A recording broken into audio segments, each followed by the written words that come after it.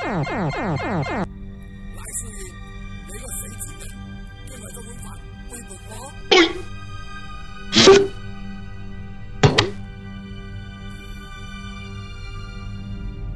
你是不是想是渣渣的而已？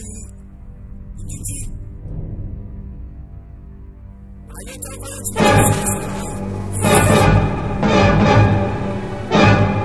兄弟，你们要去找让妹，没人能服别。看我接招。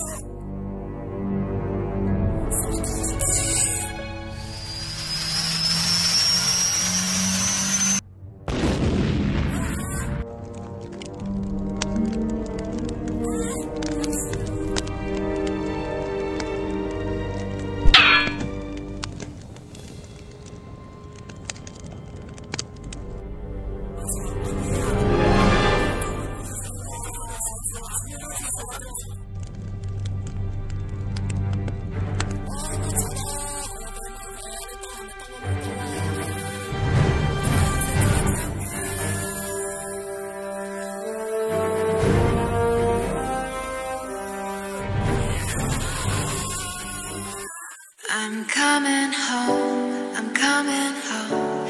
Tell the world I'm coming home.